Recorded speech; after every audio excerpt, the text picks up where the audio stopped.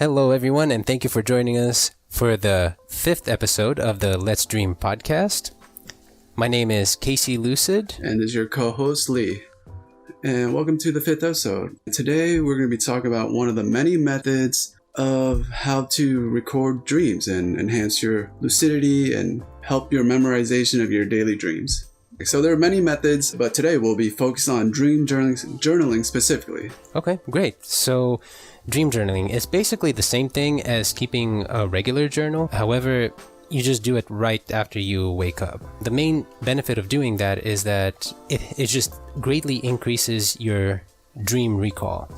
So in the beginning, a person can have just a couple of images. It could be just something like a flying elephant or a meatball car or something like that. So even if it's just like a single image that stands out to you that you remember, writing it down in your dream journal first thing when you wake up helps build that momentum, and eventually you're remembering more and more and you're remembering the entire dreams. Okay, so we have, you just need a journal of some sort, find a journal you like and grab a pen you like and just do it right as you wake up, right? Correct. Part of the reason for it is until you start building up that memory, oftentimes people will forget their dream within like the first 30 minutes of waking up. So it's beneficial to write it down as soon as you wake up, just because it's fresh in your mind, and then you build a habit. That way it's easy to do it every single day. Okay. So is there a specific way to write in your journals? Because, sometimes people are kind of groggy as they wake up and they're not totally coherent. Like, is there a good way to do this? Yeah, so whatever works for you. So I, for example, am very hands-on and I like using my hands. So I like writing it down with a pen and paper. That way I can always go back to it and I don't have to worry if my phone is broken or something like that. But I know a lot of people that just use their phone. Either they just, voice record, actually record their voice. Other people would just use the voice to narrate, so it dictates and it types it out for them. Those are probably the two most common ways. Another way that I really like is I'll often sketch out some little image of something that I saw in my dream, because it helps me just recall it that much better. If you're a visual person and you're comfortable with drawing, even if you're not comfortable, just draw it out. It'll help you remember it better. All right. So what are other ways to kind of enhance this dream journaling experience, would you say? Well, definitely whatever works for you. So setting up a routine helps a lot. For example, I used to write it down every single day. I would take just 15 minutes. As soon as I woke up, I would have my dream journal right next to me, right next to my head on my nightstand. And then I would pick it up and I would start writing. Before I even got out of bed, I would just start writing whatever I remembered. It helped build up that habit. So after doing it I think I did it for maybe 3 years straight, where I was just doing it every single day. It really helped just build the memory and build up I was cognizant of the fact that I wanted to remember my dreams. And this helped a lot later on in the day. Eventually I didn't have to do it first thing in the morning. I would just go throughout my day and I'll just remember the dream. And then later, maybe 2 or 3 hours later, or even in the evening, I would sit down and write it down when I had the time. So throughout the day, you write it down, and because you wrote it down, the dream is sort of fresh in your mind throughout the day, and you can keep recalling it as you please. And even when you're kind of winding down at the end of the day, you're kind of focusing on your dreams a bit. Exactly, yeah. And that's another good way to help increase lucidity and dream recall. After you write down your dreams in the morning, at night, before you go to bed, take 10 minutes, and read your dreams. And I think it's a really good exercise to do for 2 reasons. One, it gets you in the mindset to think about dreams, so it increases the chance that you'll remember them. And 2, it actually helps shift your mind from the daily hustle and bustle. It gives you a break because, you're worried about bills, about all this other things. And then when you go to read your own dream journal, it kind of it distracts you from all that. And it helps kind of put your mind at ease, for going to bed, which is kind of, it's very valuable because a good night's sleep is an important thing for everyone, I would say. Absolutely. So if you're having a very sort of emotional dream, and you're recalling it throughout the day, maybe even focusing on that emotion throughout the day and just kind of working through it even, and that it just kind of helps your consciousness and wariness of dreaming a bit? Yeah, I mean, it all depends. Like, if you have something, you have to take into consideration the person's life and what they're doing throughout their day. If you have something very important that you need to focus on throughout your waking life, you have a project or work or something, obviously do that. But it's not going to negatively impact you if you take the time in the morning or in the evening, just a couple of minutes, like 5, 10, 15 minutes to do this exercise. And mainly because remembering your dreams is really good for becoming more introspective and more self-aware. There's a lot of things that our dreams can tell us, but if you're not listening to them or if you're not remembering them, then you can't hear them. There's no point to it. Yeah, exactly. So what I'm thinking is that when you write down and you're remembering these dreams, and dreams typically, they can be weird, dark, wacky, or funny, or, serious even, but I think there's always usually a sort of emotion tied to them, something that you might be dealing with at the time that you're not very aware of. So I would say that sometimes if I do remember a dream, even if I am busy with other stuff throughout the day, I'd have a moment to myself and I'd be like, that was a weird dream I had. When my mind is kind of just like winding down or taking a break from whatever activity I am doing at that time. Exactly. That's a perfect example. It's something that your subconscious may be trying to resolve, that's something that's on your mind that is of some importance to you that you just want to resolve. Now, that being said, I don't think that all dreams have significant meanings. Sometimes they're just random. That's okay too, but if you don't remember them, then you can't decide that for yourself. Yeah, so even if they're not so serious, which many dreams may be, or there's not like a strong emotion or trauma emotion with it or anything like that, they can be a part of the fun life that you're having. Exactly. Yeah. I mean, dreams are extremely entertaining on their own. Like, let's say if it was just a weird dream, that's something that you would not have encountered in waking life. It's just entertaining to read it. And then sometimes it can create a social situation where you just share it with somebody else, a friend or a family member. Like, I know, for example, me and my fiance, we share our dreams often with one another just because of how whimsical they are. They're just kind of weird and funny and interesting, even if there's not a lot of meaning behind them. Right, and we touched on that with the Native American, and they shared their dreams around communal activity. And, just when you tell a story or something, that also kind of enhances your ability to recall and bring out more details of whatever story or dream you're talking about. As we mentioned in the previous episode, it's not only that, but sometimes dreams can help you solve problems. It's just an alternative way of thinking and looking at things, and oftentimes you can, like, let's say you're working on something really, really hard but you just can't get it. And then you go to sleep and you wake up and your brain somehow figured it out because you gave it a break. It looked at things from a different perspective. And then if you're in the habit of dream journaling, then you can just write it down and there you go. Awesome. All right. So I had the dream journaling experience last week because I'm new to this dreaming aspect, and we have KC over here, being a more prominent and more seasoned. Yeah. Casey is a more seasoned dreamer, lucid dreamer, I'd say. So he wrote down these tips for me and I try to do them. So I have my handy dandy notebook here. So I try to record as many dreams last week or during the week. Unfortunately, I was only able to really remember one of them. I really tried. I couldn't really. The first thing I did, I was like, did I have a dream? And I thought, I don't think I remembered any. So I'm going to read out the one that I did record, right? All right. I called it a cat dream.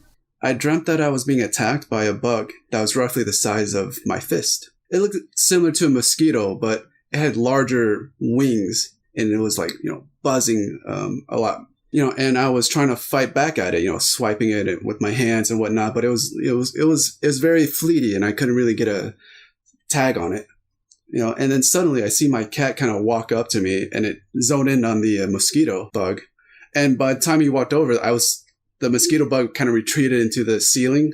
So it was like, 8 foot high against the ceiling or whatever, how high the ceiling is. And so my cat walks up and he just looks at it. And all of a sudden I see him pounce up, 8 foot toward the ceiling, try to and just swipe and smack at it against the wall and killed it. And I was like, what the heck? I remember that in my dream. I was like, whoa, what the heck? You just saved my butt, cat. And then, so after he landed, right? Here's the funny part. He landed and then he got bipedal on his hind legs, 2 feet. And he did a little fist pump with his paws, and that's where the dream ended. Nice. Yeah. Oh, that's Yeah. awesome. So I also did this other thing where I wrote down a past dream because that was one of the tips you told me. Right? Writing down a dream for your past might help enhance a certain recallability when you're dreaming as well, right?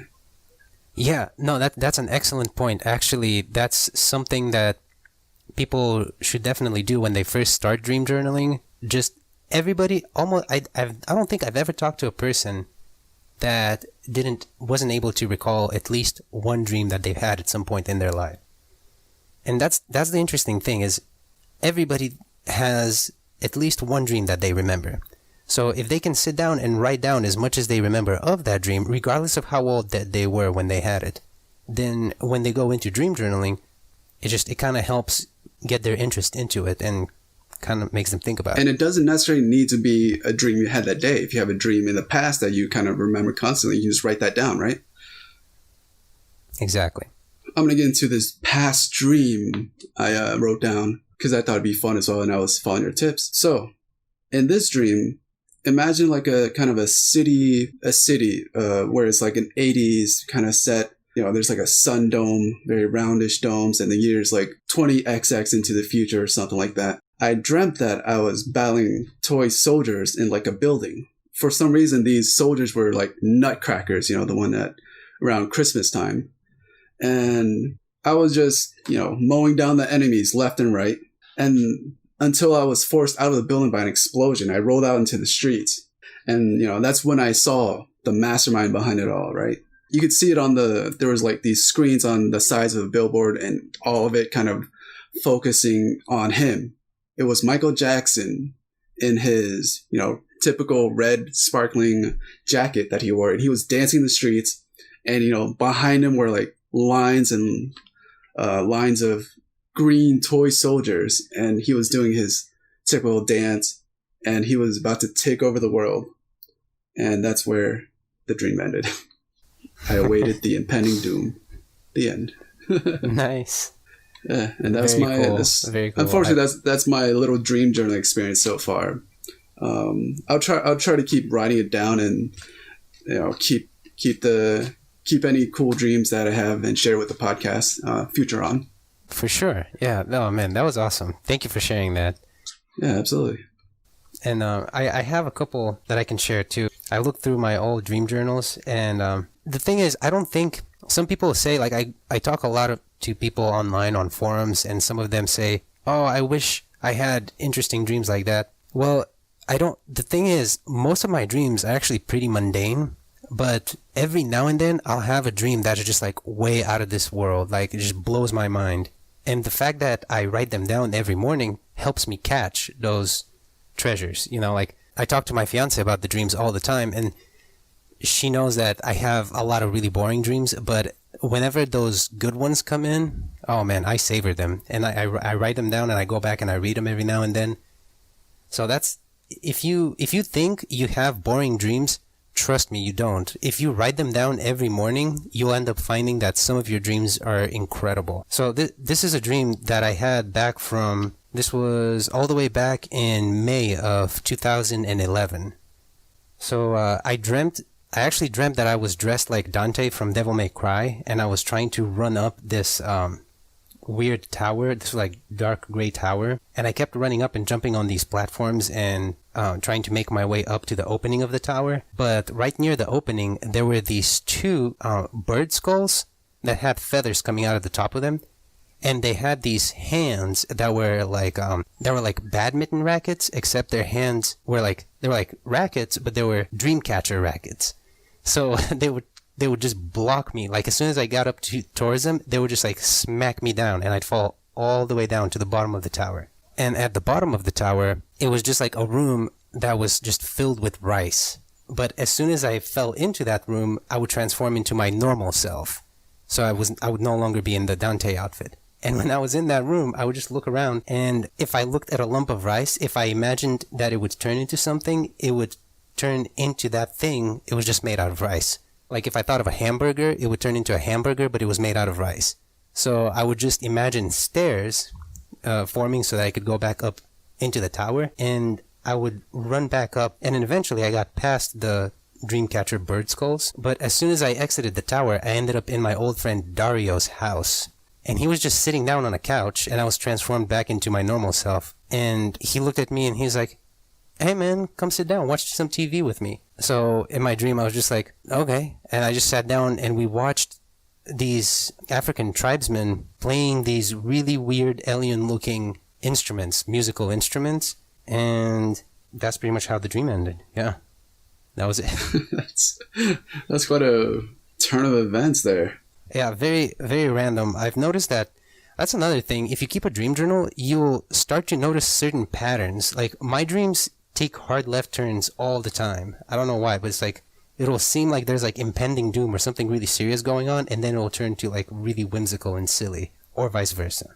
That's fascinating. Yeah, I love talking to people about their dreams just because it gives you such an interesting, like your Michael Jackson dream. That's so interesting. Like he was trying to take over the world. Yeah, I'm not sure if I've found a certain dream theme that I've experienced over and over. Do you have another one for us, or is that all? Yeah, actually. So okay, this was back from 2014. This dream was in December of 2014, and I just wanted to read it because to kind of like illustrate how dreams can feel very realistic. Like there's something real going on, similar to the real world. Like all of my dreams are not fantastic and sci-fi. Okay, for example, in this dream, I was at a school. It was like a big high school looking campus. And I was and the campus itself was kind of like creepy and strange looking, like worn out and kind of grayish, like almost rustish colors. And there was this old overweight lady wearing glasses and a tan shirt, and she was with her daughter.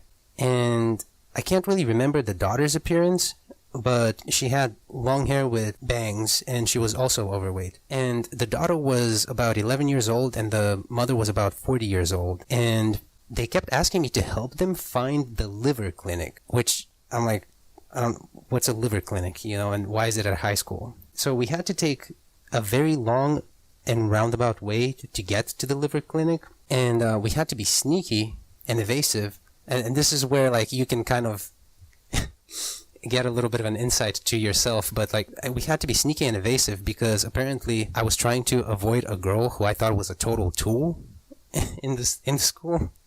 And when we finally got to the liver clinic, which basically it was very creepy. I don't know what the heck was up with the whole dream, but it was very creepy. When we finally got to the liver clinic, it was basically just like a giant kitchen, and the liver clinic was like a giant walk-in freezer, like where you hang meat. It was really disturbing. Wow. So not even really liver? And yeah, exactly. So, and we had to like push some crates and push them out of the way to be able to get to the door of the liver clinic. So eventually we get there, and her daughter goes into this freezer-looking, creepy-looking area. And the old lady turns to me, and she just starts telling me like how difficult it's been for her to like keep up with all her daughter's medical bills, and that like she was in debt for like $10,000 from the insurance not the insurance companies, but like from the medical facilities. And right after she tells me this, I woke up. I think I wonder if that has anything to do with, because I've had a lot of health problems in the past, so that's something that I like. Maybe. So I don't know if that's something. But yeah, thanks for sharing. Yeah. So yeah, the dreams can be very realistic, but also weird. If you ever like, you start realizing, if you keep a dream journal, you start kind of like slowly realizing like this feels real, but there's definitely something off, and that's when you do your dream checks. Dream checks. I like that. All right, so let's get into some tips and tricks to, writing down in a journal. Sure. I should say that so even going back into these dream journals, rewriting them, I can see, from my dreams at least, like the scenery was more of a movie sequence than anything for me personally. That's how I imagine my dreams to be, how they formulate. Well, it's really cool. Going back, I can just kind of pick up more details, some other things that I didn't catch, like when you watch a movie twice. Yeah. So with that cat dream, it's just like I see my cat's little smug face after he killed that mosquito. And I feel like the Michael Jackson dream kind of gets a little bit more cinematic each time I recall it. But yeah, so give us some other tips on making dream journals more fun or more routine. Sure. One way that I know has worked for some people is if you make it a reinforcer. Like, for example, let's say you wake up and you write down your dream, and then you have like a Hershey's Kiss or something like that, or something little, something that gives you, that reinforces you to do it, but isn't like, it won't kill you if you don't have it. Like a Hershey's Kiss, or just like a little snack or a little something, or you put, every time you record a dream, you put like 25 cents or a quarter in a jar or something like that. And then at the end of a month, you take all of that and you go, I don't know, you buy something, or you get yourself a dessert or something to reinforce it. So that's one way. Another way would be just put it into your routine. Like if you have a morning routine, just put 5 minutes in there somewhere to write down your dream. Then it'll make it easy to develop it into a habit. Yeah, so if I'm lazy, it just needs to be there at a certain point in the day. Right. I mean, because all of us eventually fall into a routine of some sort. So if you just plug it in somewhere, a lot of people make it way more complicated than it has to be. I'm talking about just picking up a pencil and paper and taking 5 minutes to write down what you remember from your dream. And it doesn't even have to be like a coherent sentence. It could be something like pigs yelling and singing opera while throwing tomatoes at giraffes, or something like that. Just a couple of words that gives you like a quick spark of what the dream was. And eventually what'll happen is you might take more and more time to write it down, or you might get really quick and efficient at it. Another thing is to make it fun and easy for yourself. Don't go against what's easy for you. For example, I like to draw a lot, so I like writing and drawing. I like using my hands, so I choose to do it with a pen and a paper, or just to sketch out what I've seen in the dreams. But if it works better for you to just record your voice, then do that. Or if it works better to just dictate on your phone so that it gets typed out for you, just do that.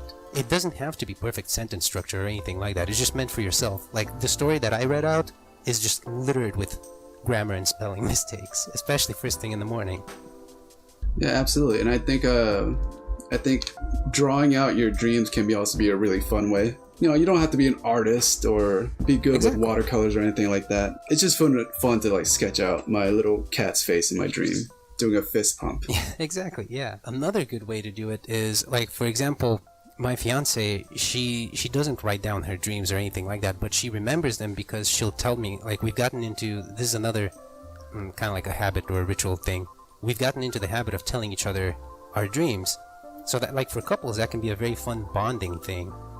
Like, she'll wake up in the morning and she's very groggy in the morning. I'm usually more of a morning person, and she'll end up telling me her dream, and then that way I can remember it and then bring it back up to her later on, and then she'll recall more details. So it's interesting how that works. And the last one we already kind of touched up on is just to, if you don't remember, like if you don't have any dream journal entries, or if it's really difficult for you to get started with dream journaling, just write down an entry that you had from a dream that you remember from a long time ago. Because as we said before, usually we all have a dream that kind of stands out to us that we had at some point in our life.